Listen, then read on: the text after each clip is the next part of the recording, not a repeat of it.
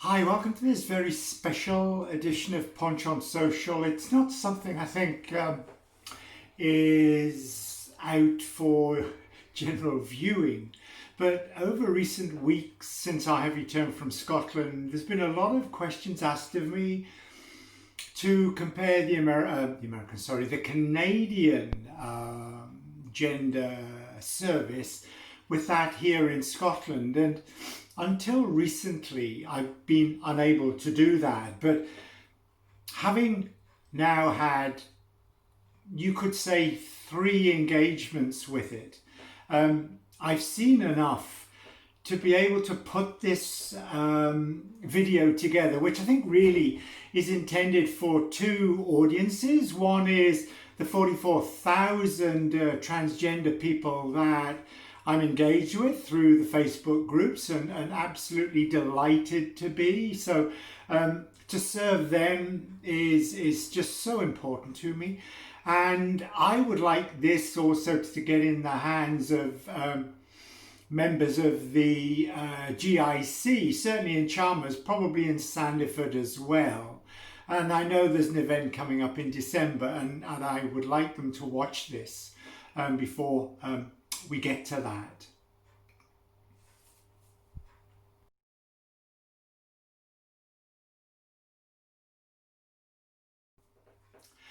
So I'm going to break this into 3 sections. The first, I want to tell a story, and it's to do with my progression with breast augmentation, which I decided early in November. I just can't wait for the NHS. My dysphoria is in such a state that, and I think this is part and parcel of what we want to discuss, that the wait times, I think there's no comprehension by members of the GIC what dysphoria does to one of us, and it forces our hands, whether we can afford it or not, to go seek treatment ourselves, which I think is such a shame given we pay our national insurance contributions like anyone else, and yet when we have a need, that need can't be fulfilled satisfactorily through the NHS. So I had an experience in finding a surgeon for my breast augmentation, which incidentally happens in 2 days. And I want to tell that story because it relates very directly into part 2. And part 2, I want to reflect with you upon my experiences with clinicians in the Chalmers clinic.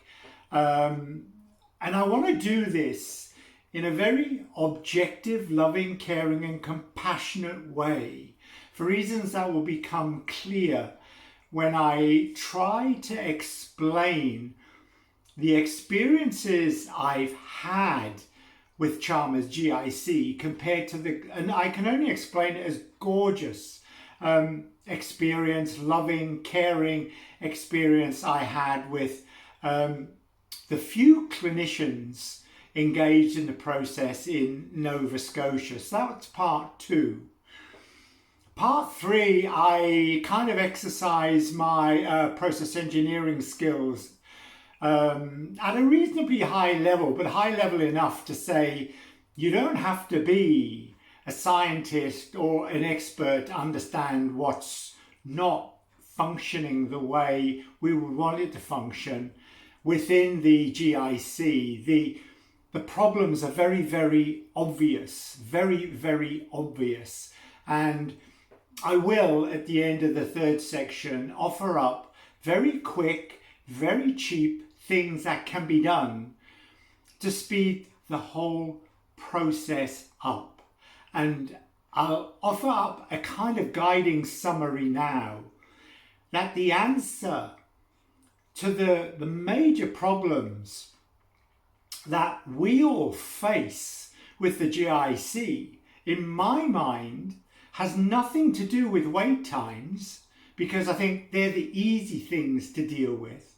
What they have to do with is the lack of love, compassion and care by the clinicians, certainly in Chalmers, I can't talk for Sanderford, which ultimately have left me after only, I'm going to say, 3 engagements with a complete lack of trust in that organisation, a complete lack of trust.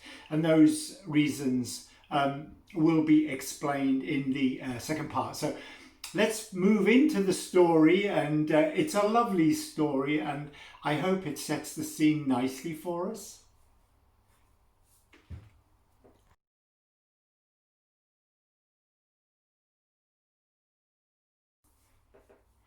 So in trying to find a breast augmentation surgeon and clinic, I ended up with one of the surgeons in London. I had an appointment at 3 o'clock one afternoon, and I got myself ready for it. It's such a, you know, for someone who's 62 years of age, this is a life-affirming event. It's not like getting the oil changed on your car or having your nails done.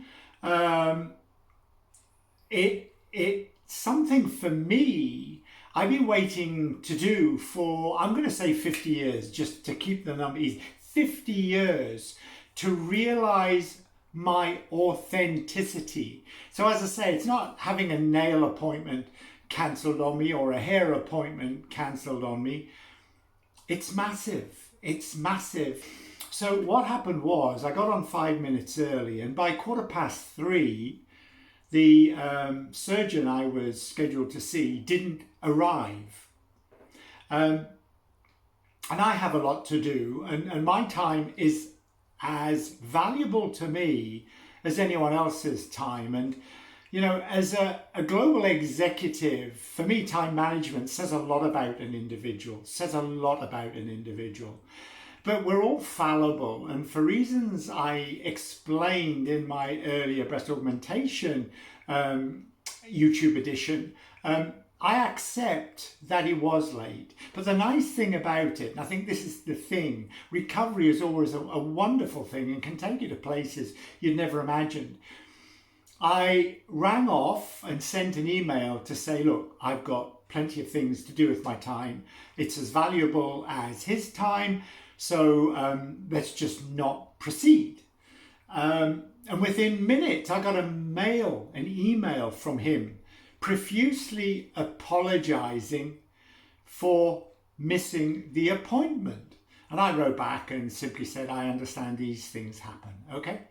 But I decided I didn't want to proceed and quickly got a refund and everything was fine. But a few days later on, from him, I got a personal email, again, a profuse apology, saying that he accepts what he did was bad practice and that's not how he normally operates, and hopes I understand, and equally wish me very well in finding a surgeon to perform the surgery. So I loved it. It was absolutely fabulous. But what it did for me was to say there's somebody there with compassion and care and understands the magnitude of these things for us in the transgender community. It really is important that people dealing with us understand the emotions and where we are. He did, and he recovered it beautifully, and I would have no hesitation in recommending him to anybody who is looking for breast augmentation. I just think that's a fabulous way to end a situation which could have gone the other way very easily.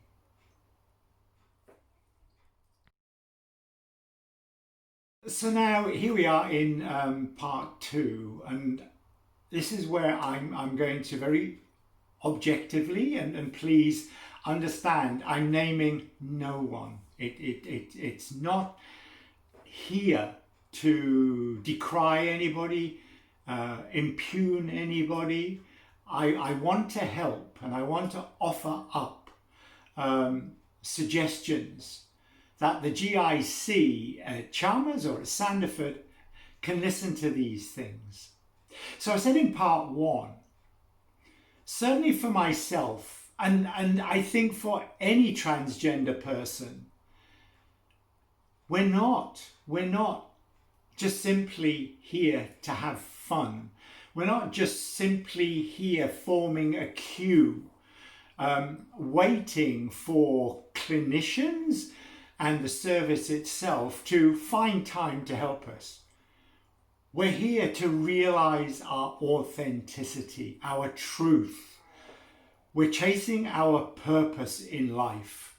We are an individual. We are a person. We are a human being. So I think that's the starting point we have to come from.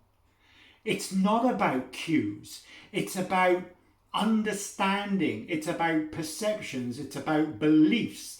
And most importantly, it's about relationships between us, a transgender person, and our doctor, our endocrinologist that we're working with. So let me begin with a typical engagement in Canada with my fabulous doctor endocrinologist. And again, I said I wouldn't mention names, but she was wonderful. She approached every engagement with me in a very structured way, comprising, I would say, 3 parts. I mean, we never discussed it, so this is me breaking it down in my mind, but it was very consistent. The first thing was to get in, to get comfortable. She said, "How are you, Penny? How are things going? How is the medication working? How are your emotions and how are the physical things going?" And we did it in a loving and very compassionate way. And I'd hug her at the end of each session because it had so much meaning to me and feeling. And she understood that. She got what it meant and treated it with that compassion it deserved. So that was always number one, and that would probably take a conversation of 15 minutes. The second thing was she would have the blood work results back from the previous blood work session I had done, and Canada's fabulous with blood work. She would dispense a authorization docket for me, and it was just a rough old template. She'd tick all of the samples she wanted done, and I could take it any time to the blood centre in Halifax, and there were 2 or 3, and these things are phenomenal. Hundreds of people going through these every day. So I could choose. I didn't have to make an appointment. I just wandered down. I typically did it of a Saturday morning, got up early, and it opened at 8 o'clock, and I wouldn't be the first there. I could be 40th, 50th in the queue of people, having their blood work done. I go in, be administered, hand in my slip, get a ticket number, and I would process through. 2 or 3 days later, the results would be with my doctor, my endocrinologist, and she would have a look at those. And often I've had a phone call saying, "Can you come in to the clinic?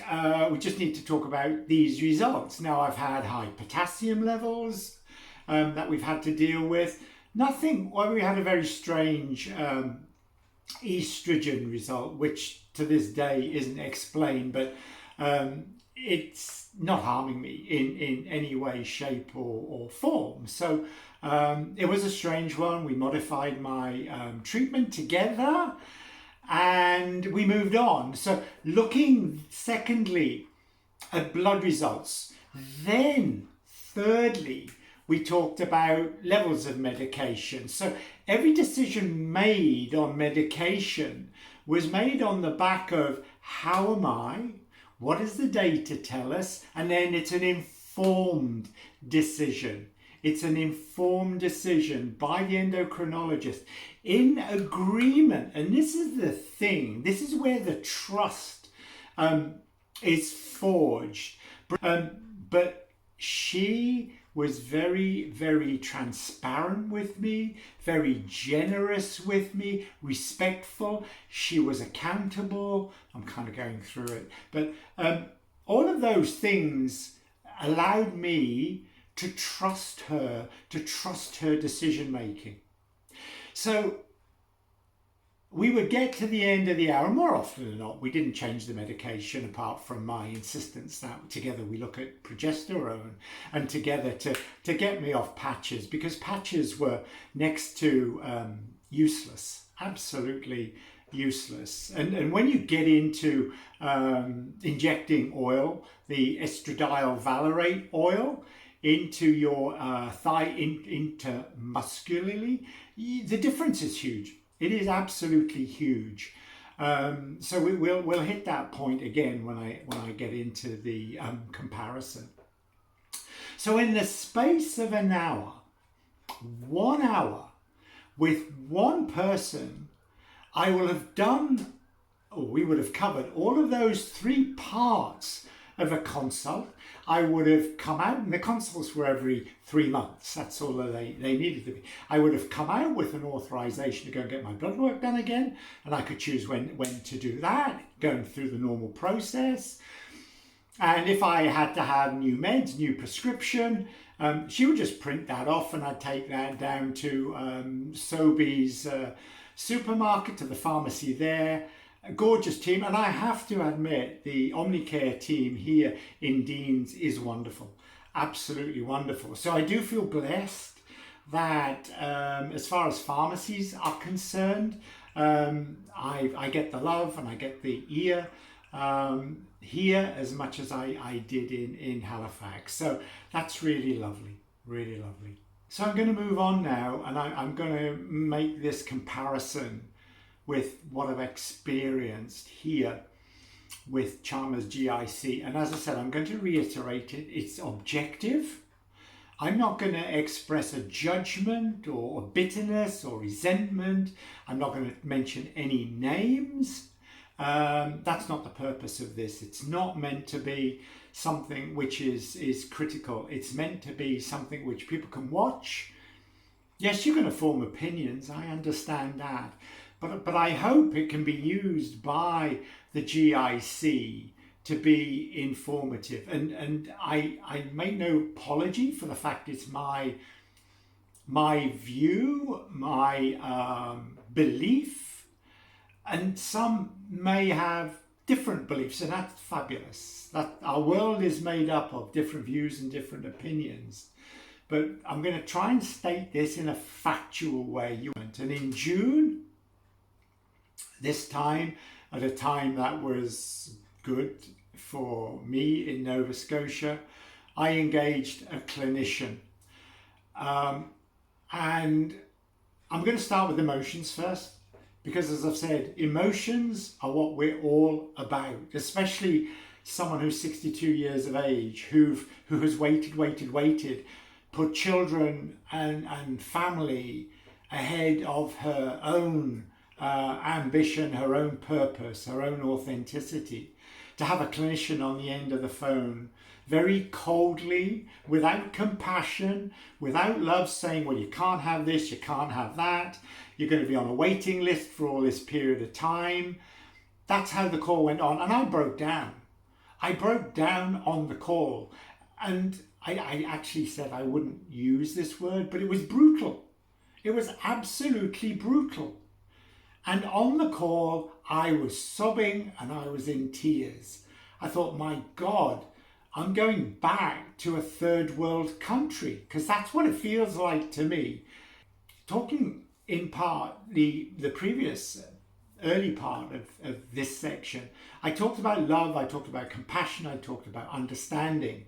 That clinician made no effort to understand where I was mentally, what I was hoping for.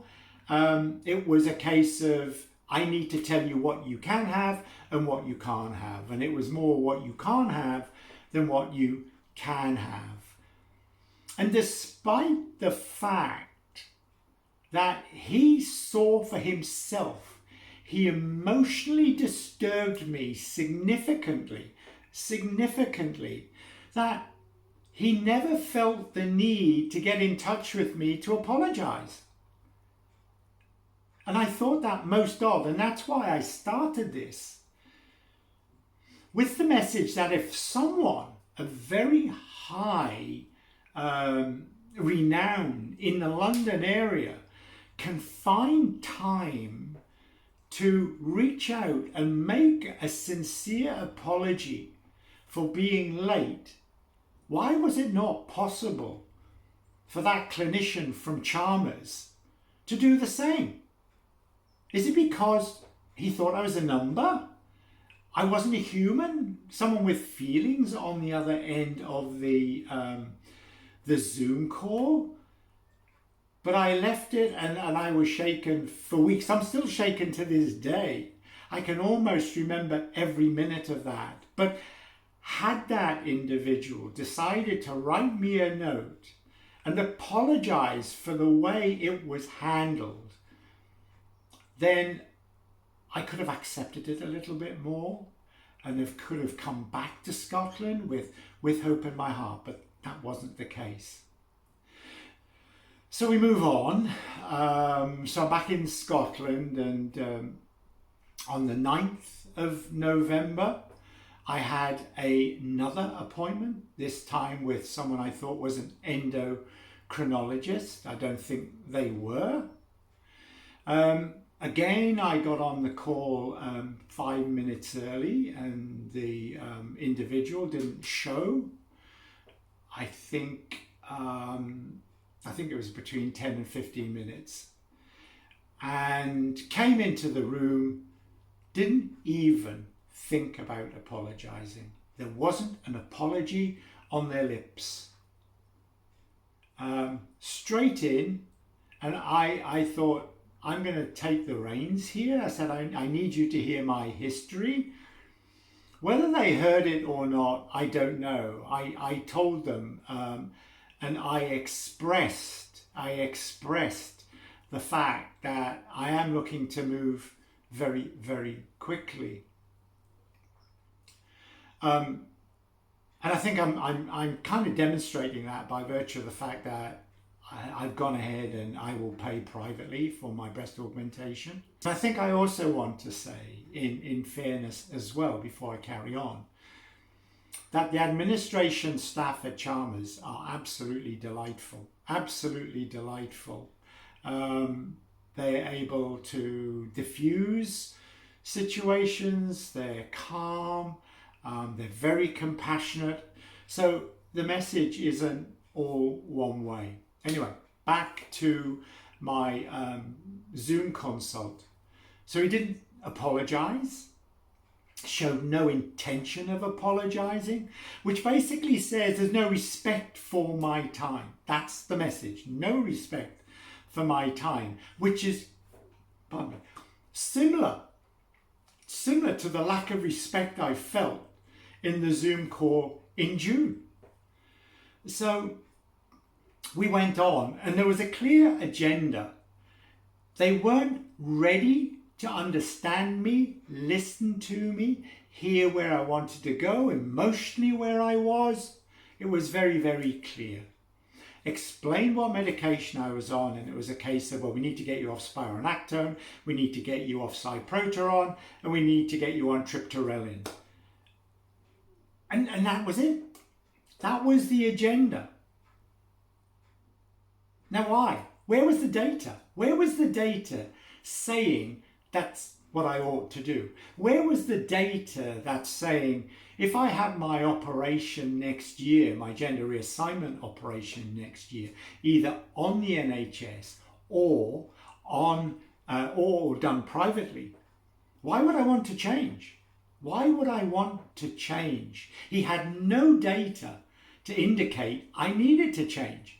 It was, it's like his stock answer. You need to go on something different. And then he started to question whether I should be on patches or not. I've been on patches. Patches do not help me at all. But it's a complete and utter determination not to listen to the person on the other end of the Zoom call, but to impose a way forward. And for me, as I say, I felt nothing more than a puppet, a number. It was impersonal, and it was an awful experience. I came off again nearly in tears. So that's 2 engagements with clinicians at Chalmers, and both were similar. Different people, but both, let's just summarize, treat you more as a statistic, a number, than a human, fail to appreciate what it is you are, where you are in your life. And I'm going to be a little bit open here with you in just a moment. Fail to understand that, fail to understand or even ask what your ambitions were, just simply wanted to get over the Chalmers GIC agenda. So let's have a look at a 62-year-old woman. So I haven't engaged in sexual intercourse or sexual pleasures for 10 years because I cannot mentally consider the notion of an erection of any sort. And my doctor endocrinologist in Canada knew that and did what she could to suppress it. And she did with cyproteron. 12.5 milligrams of cyproteron a day is what I take. And since then, Spiro didn't do it. 200 mil of Spiro a day didn't do it. She gave me the cyproteron and I'm fine. Mentally in a wonderful place. And physically, I can go out with the clothing I want on without any risk of embarrassment. So that's the first point. Did they ask me about that? Did they show any interest in that? No. I said, does triptorelin suppress in exactly the same way? And I couldn't get an answer. I couldn't get a straightforward answer. So I came back and I put it out there to the 44,000 transgender people. And I got answers back saying, yes, you do. You do get erections. Now, if they want to have a different conversation with me, then maybe I can consider it. But I'm sorry, you need to understand who you're talking to, what their problems are, and how they're going to be sympathetically and compassionately dealt with. So that's the first thing. The second thing is a 62-year-old person doesn't have the bladder control that a younger person does. And wanting to go to the bathroom isn't a slow burn event.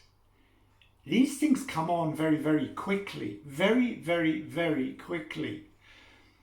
And again, I'm sorry if this sounds crude, but you can end up in a bathroom in a real mess, because I'm not going to tuck anymore. And even if I did tuck, it would be even worse. I just wouldn't have time to get all of the tape off before I came to relieve myself. But even without taping, everything down there just gets all kind of mashed up. And then when you come to, your urine just can go all over the place in your panties. You can come out soaking, absolutely soaking. So when they say to you, oh, you can't have an operation for 2+ years, it's without any thought or any consequence of what that means to someone. And I repeat it. I'm sorry if I'm repeating these things, but their complete lack of sensitivity, compassion around someone's circumstances just simply says they'll never form trust with us.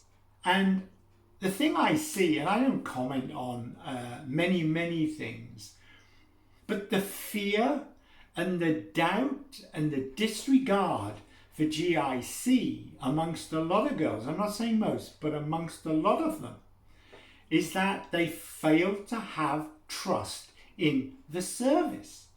And my two experiences, and I'll talk about a third in a minute, backs that up. I have no trust at the moment. They haven't earned my trust. The third thing, so I had my appointment on the 9th of November. Only last week I received 3 letters. 3 letters.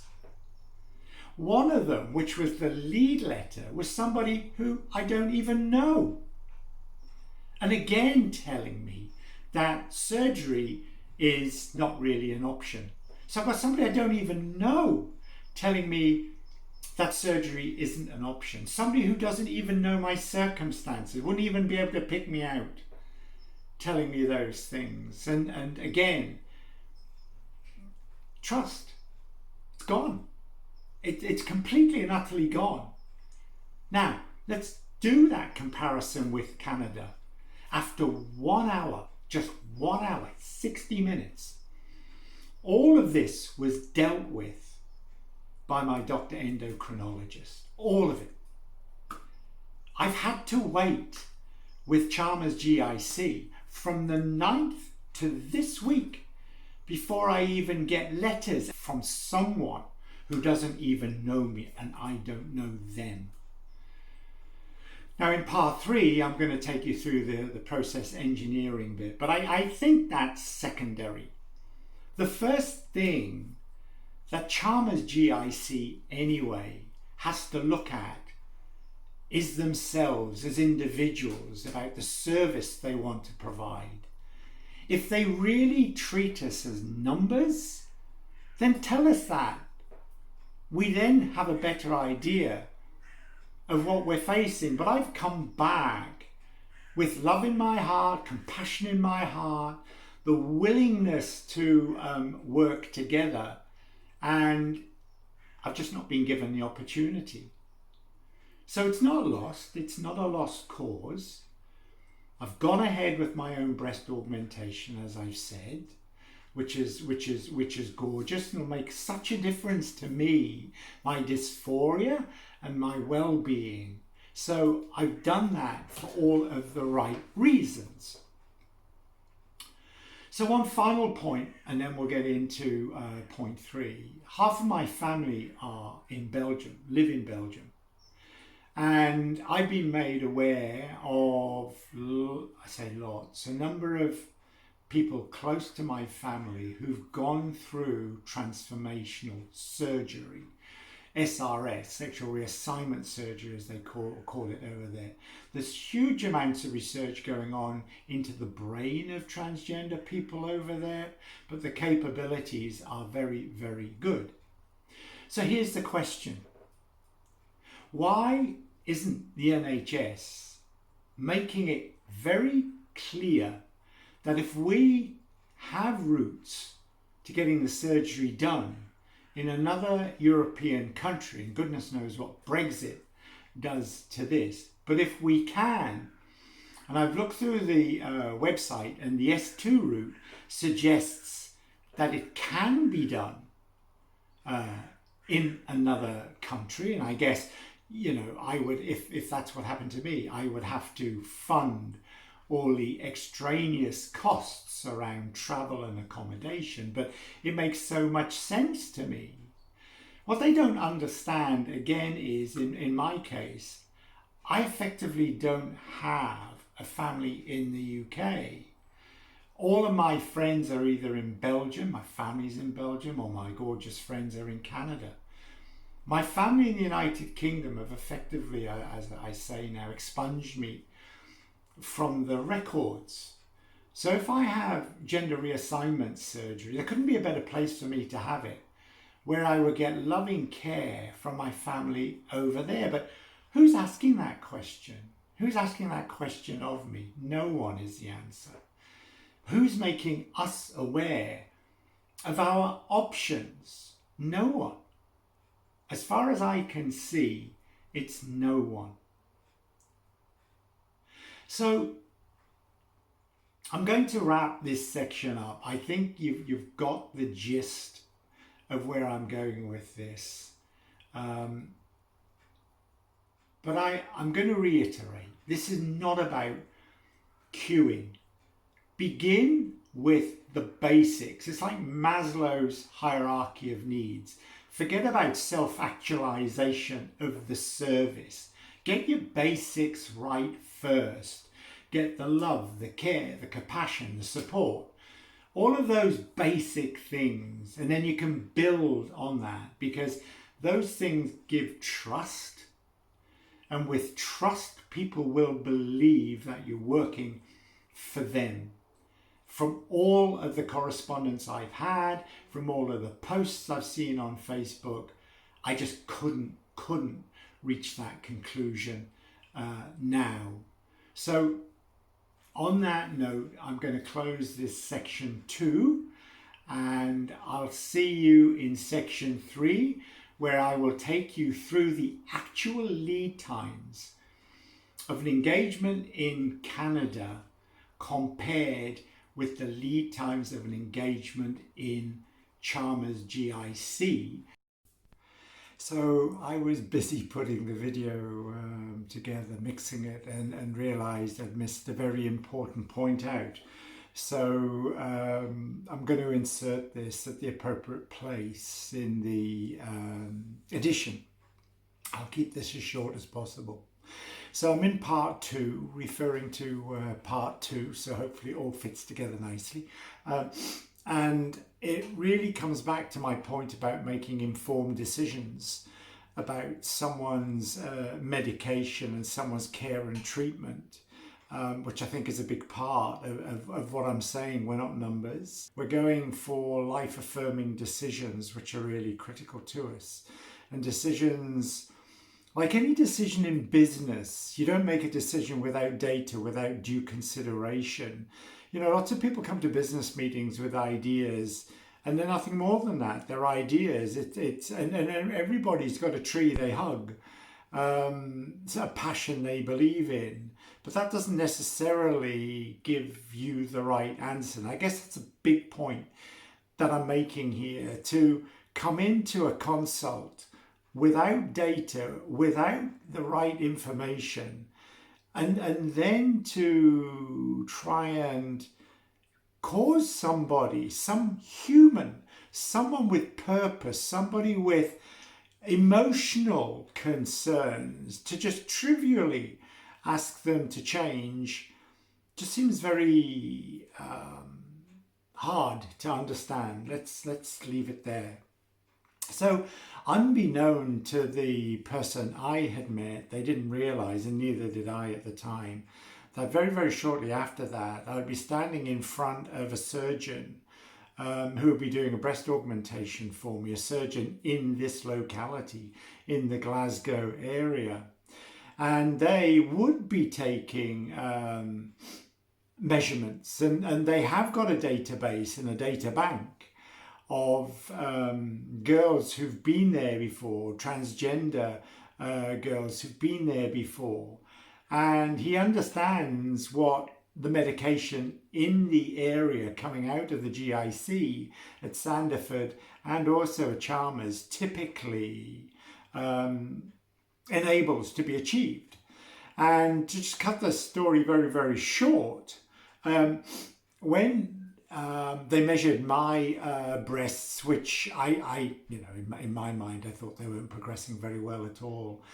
Quite the opposite. quite the opposite. When you have an informed view, unlike mine, which is completely, I'm an enthusiastic amateur, that's all I am, but passionate about my life and about my authenticity. But he turned to me, and after he measured, he said, my goodness, he said, you are well developed compared with other girls I see at about the same stage as you. Your breasts are spread across your chest, they're nicely formed, they're fuller and rounder than a girl I would see who's been trekked out of the GIC in either Glasgow or Edinburgh, whose breasts are typically narrower and conical in shape. So I didn't enter into conversation with him about it, but for me that demonstrates, okay, it's a proxy, but it demonstrates that something is different about the treatment in Canada to what is being given here in either Sandiford or in Chalmers. And it's not an opinion, it's professional measurement and professional comparison.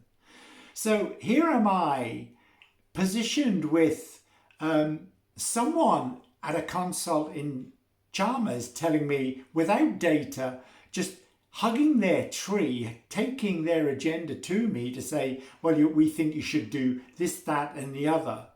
And I hope I've expressed that I genuinely have trust. I have belief in the prescriptions I had been given in Canada, and they were proven to be true by a surgeon, an expert surgeon, to say that my breasts, after, let's say 18 months, because I came off patches which were doing nothing, onto estradiol valerate oil, and what he said was they are more advanced than the treatments that are being given here in Glasgow and Edinburgh. So, I kind of rest my case. It's not for me now to state why somebody would want to pull me off everything and almost treat me like an object, a puppet, as I say, or pull this string, that string, and the other string, and you'll perform as I want you to perform. That's not how it should be. It isn't how it should be. And I have the data now to say that approach is not the right approach. And in fact, Chalmers and Sandiford would do well to understand why my development is more pronounced than what they're prescribing to girls here.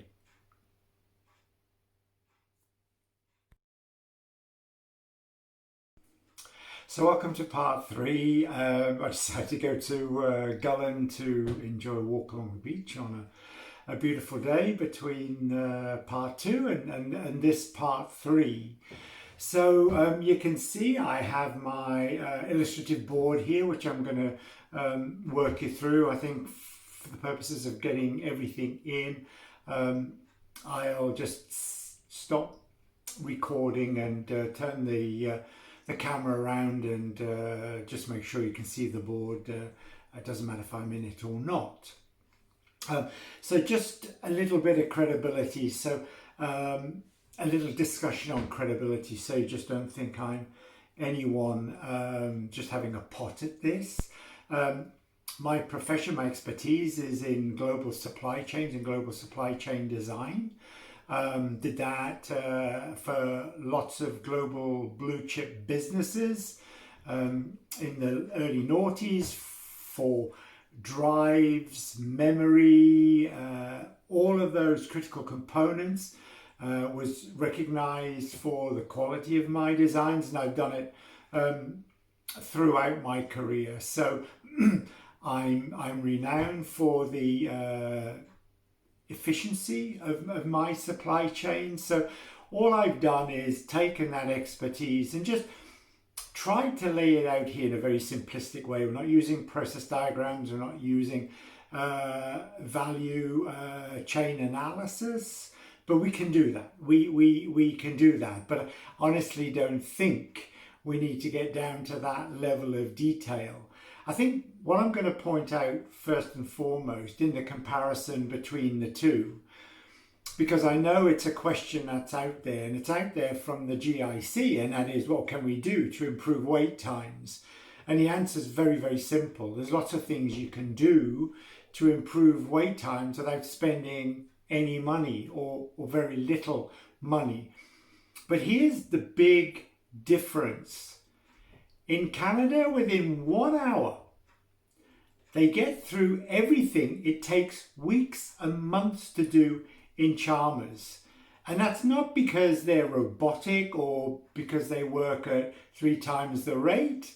Quite the opposite. It's because they've worked things through. They figured out what they need to do, what the transgender person can do, and it just flows. It just flows gorgeously. It flows through to the hospitals, the engagements with the hospitals, with the pharmacies, and so on. So that's the real thing. In the Canada model, in the Nova Scotia model, every minute of that 1 hour is value add. You'll see in a minute, the majority of the time in where I am at the moment is non-value add queue time. It's time that the service is adding nothing to me whatsoever. And that's what matters. And that's not me being selfish. I'm just saying to the GIC, the most important people are your transgender people. That's who you have to support. Not the clinicians. Yes, clinicians are important. But the most important people in the GIC are transgender people. And value add is the time that you give something to them. Not the time they're waiting for something, because that is just the overriding feature at the moment of the Chalmers GIC anyway. Waiting, and it's not necessary. So what I'm going to do is, whilst I can show you this, I think readily, there we go. Let's have a look at the top from here upwards. This is the Halifax model, okay, and what I'll do is just stop the video, and we'll go down and we'll do a compare and contrast with Chalmers below. So you can see here I've normalized everything on the 9th of November, which was the date. I had my consult with Chalmers. So I've just simulated a similar sequence of events because it was very methodical in Halifax in terms of what would have happened for the same consult. That's the comparison. So if we have a look, so here in Halifax, I would have dealt with just one doctor, one endocrinologist, same person, okay? Same one. An hour's consult planned in for an hour. But in that hour, we went through everything I spoke about in part 2, so I'll not repeat that, okay? But when we pop out the end of it, there's a hug, because as I said, there's love, there's compassion, and there's a sense of engagement, okay? And I know we're in the times of COVID and that's not possible, but it's the feeling of understanding you have when you leave that 1 hour session, that I understand you and me, them, and we are completely aligned. Don't need any further discussion. We've had it. There's no conjecture. What the doctor endocrinologist has also done is entered notes onto my record, which I have seen, that says, this is the outcome of the consult today. No letters, none, except if they are going to correspond with a hospital, let's say with regard to breast augmentation or gender reassignment surgery, then a letter would be dispatched. Otherwise, no letters. It's notes into my file, and that's held centrally. That's all done in that hour. Following the hour, I would leave. They will have printed off for me an authorization docket to go get my blood work done. So let's just stay on that for a minute. I said in part two, the blood facilities in Canada are just incredible. But again, reliance upon no one but you. So she gave it to me, and I could determine between now and probably a week before the next consult when I wanted to get my blood work done. And I just pop into a blood centre, and as I said, I got it done on a Saturday morning typically, got it done. Queue time there was probably half an hour, because it never failed to amaze me the amount of blood work taken in Canada.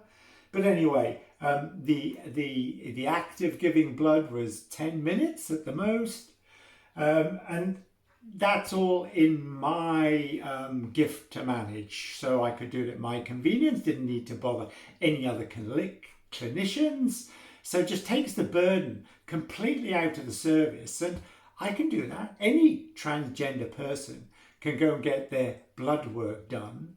Just go to the, in our case now, just go along to your health centre.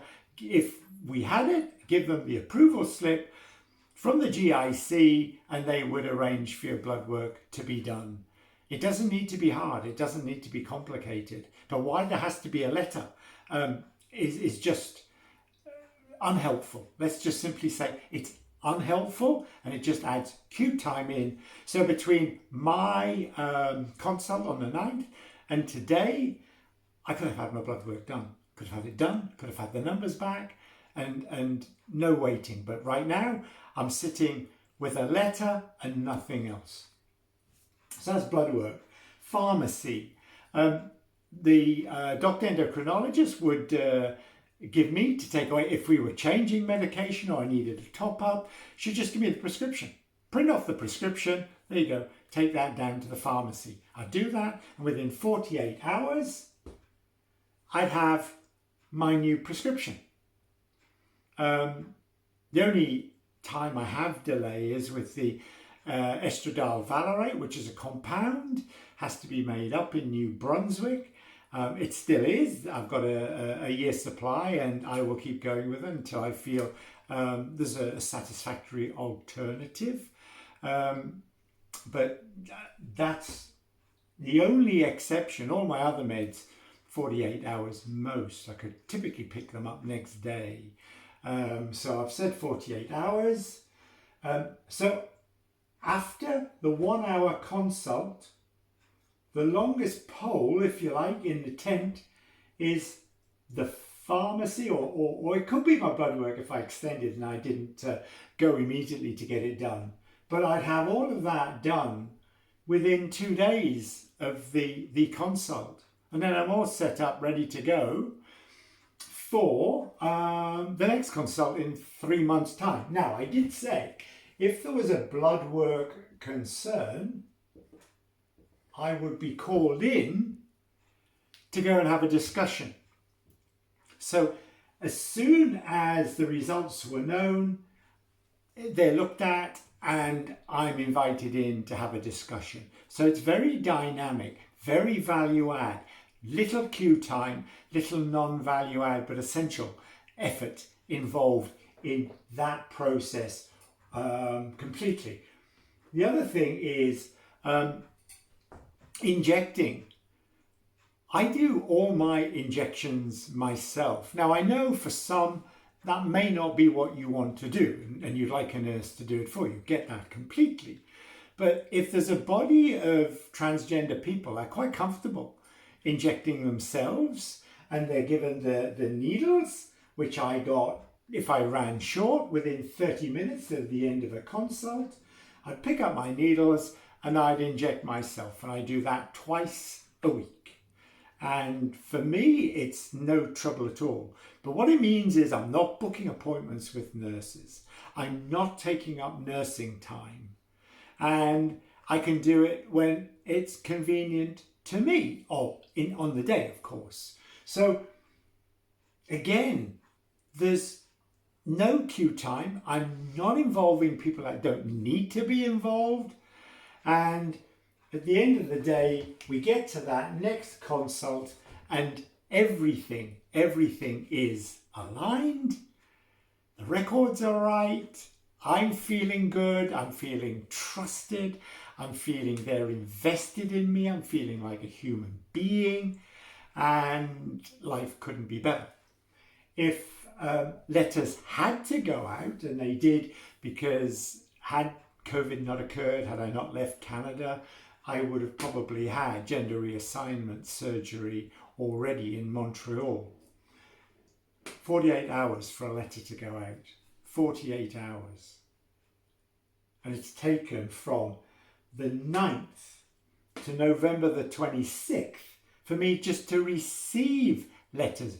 Me to receive letters. No action's being taken. It's purely non-value add activity because I don't need the letters. If we got the consult right in the first place, I would have had everything I needed from there. All of my notes on a computer would have been updated appropriately. That's all that's needed. But no, 3 letters have been written that I received on the 26th that don't move me. Well, they're just a reflection. The reflection of something that should have been actioned a while ago. So what I'm going to do, I'm going to end it there, and then I'll swivel the board or swivel the camera around, and we'll have a look at the Chalmers model.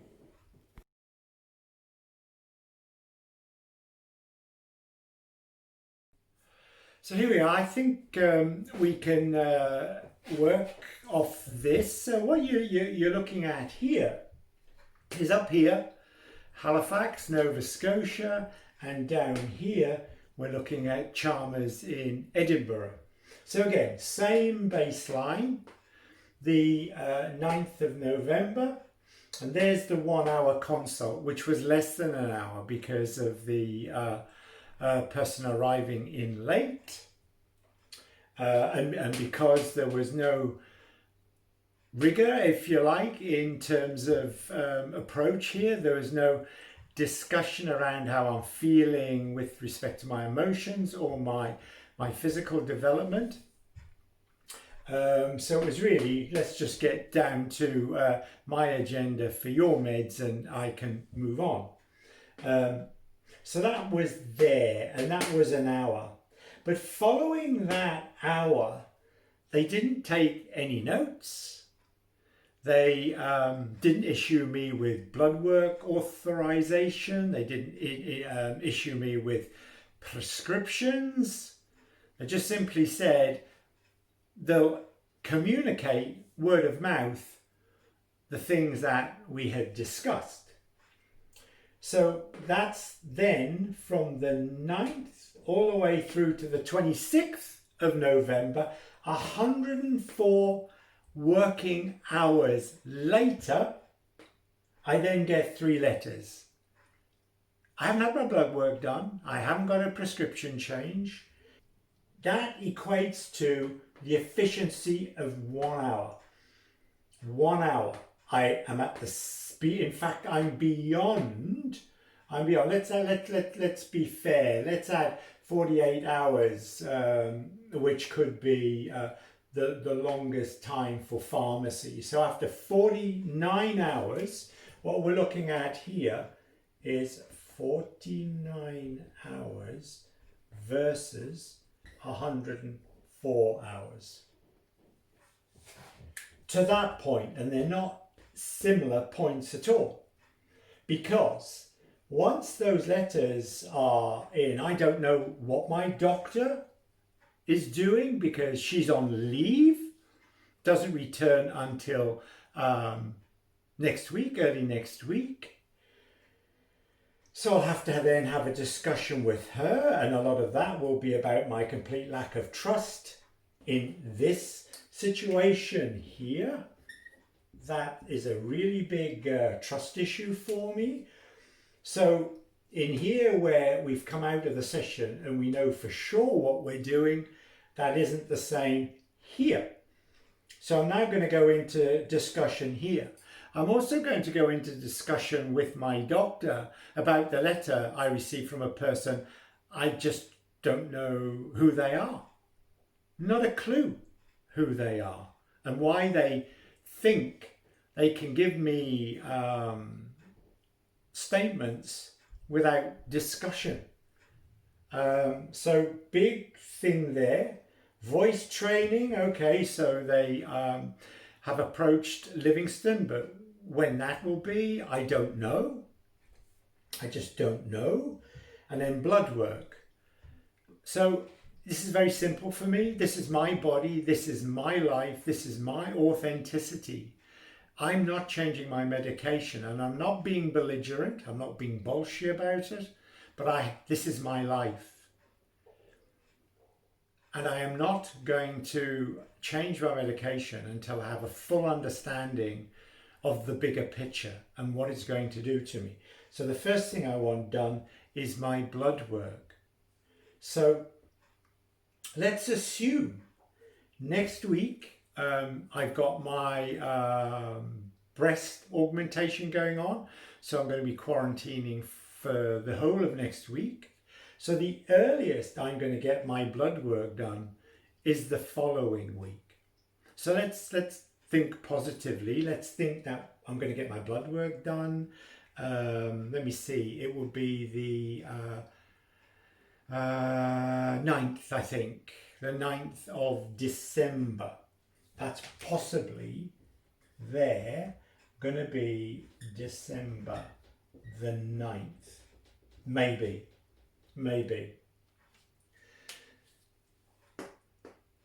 So as I said, I could get my blood work done the day after, on the day, and I'm now talking about going from the 9th of November to the 9th of December, a complete month before my blood work is done.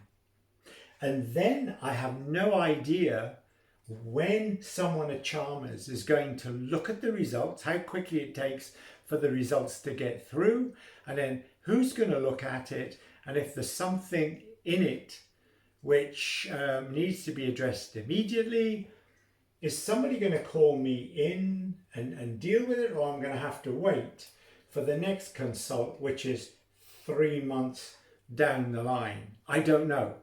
That's the state of affairs I'm left in. Complete uncertainty, and as I've said before, it just breaks down trust. So that's the blood work, and I think that's effectively everything. And of course, we've not even talked about surgery and the possibility of perhaps, if there is no capacity in the UK, going across to Belgium and getting it done there. Where's that discussion going to happen? So,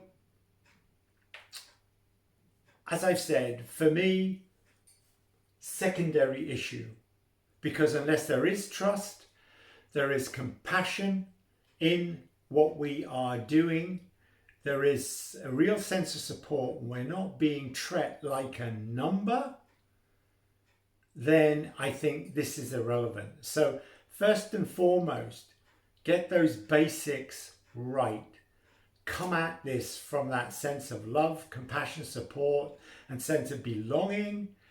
Once that's established, a lot of this will easily be resolved. Now, quick wins. Let's just talk about quick wins. So if we look at this model up here, everything was done by that single doctor endocrinologist, everything in the 1 hour.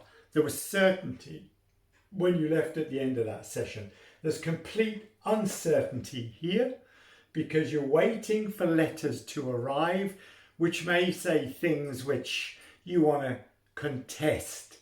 And that shouldn't be so. We shouldn't be about contesting. We should be about this situation up here, where you come out of the consult absolutely sure of what it is that was agreed, and it's already in action. I'm waiting for the letters to come, and then I'm going to contest the contents of those letters before we even get going. So what can we do? They can get the doctor and the endocrinologist to issue any blood work authorizations there in that session. And they can do that electronically as well. Get them to issue prescriptions to the pharmacy directly from the consult itself. Those two things alone, but I think the blood work above all else, will give the transgender community a real sense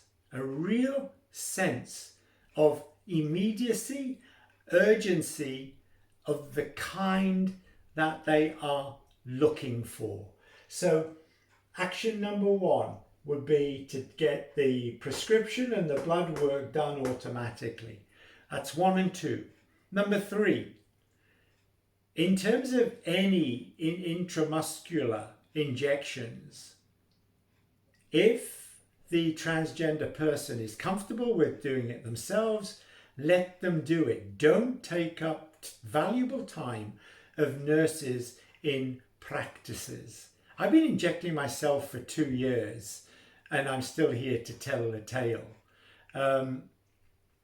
It's not complicated. It's easy to do, providing you've got the tummy for it. So that's number 3.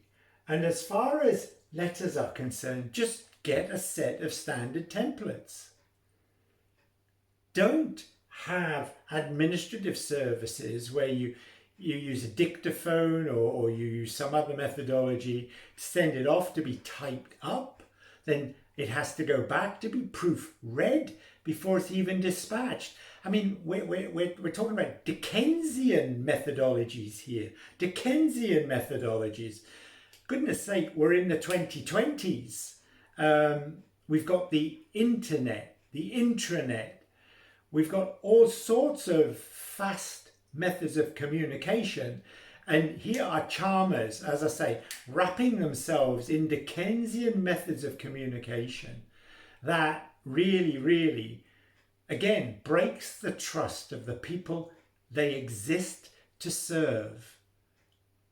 So that's something else that could be done very simply and very easily. What all of this means is it eventually makes the cycle time reduce, takes away all of the non-value add essential time, and it leaves you with value add time. What has to be maximized is the time clinicians spend serving the transgender population they're responsible for. That's got to be the goal. But it's very easy to do. It's done up here. It's done very effectively up here. It's done very effectively in Belgium.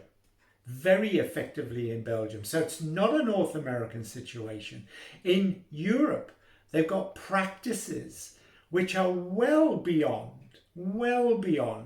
what we're experiencing here in Scotland. And the nation size is not too dissimilar. The pace with which they moved to have a friend of mine go from declaring they wanted gender reassignment surgery to having it was 4 to 5 weeks.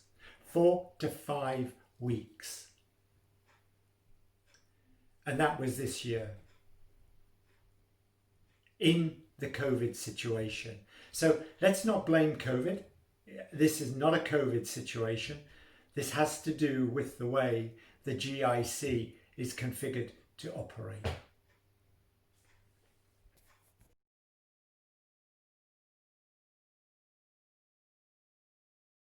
So I'm back, and you'll be pleased to know we've come to the end now of this 3-part edition of Penchant Social. As I say, this for me is strictly for the community, our transgender community, and for the GIC. So I'm going to end by simply asking this. If you're outside of Scotland and you're outside of Canada, I'd like you to watch this and not like it, not put a heart on it, but give me a constructive comment that we can take and do something with. We're beyond the time now for the niceties. Here in Scotland, we need to get you to engage with me, and I'll gather up all of these comments. I'd love to know what you're doing differently. I mean, that will help us enormously. A thumbs up doesn't help us. A heart doesn't help us. What does help us is a comment. So please, please tell us your experience wherever you are in the world. Let us hear it. If it's better, or whether it's not as good as what we're seeing here in Scotland. That's what I need to get from you. That's what will really be beneficial. So that's it, I'm done. And goodness knows how long this is, and I'll try and edit as much of it I can out tomorrow. So I really, really do. I have put my heart and soul into this, in as much as I didn't want to impugn anybody. I didn't want to bring anyone down, and I hope I haven't done that. And I will check it again before it goes out. I hope it is a constructive reflection, a constructive comparison that will serve, and that's the most important thing, will serve the GIC, will serve the transgender community, to make our lives collectively far more enjoyable, far more compassionate, and far more trusting than they are today. So from me, PennyXxxxxx, I wish you much love from my heart to yours. Namaste.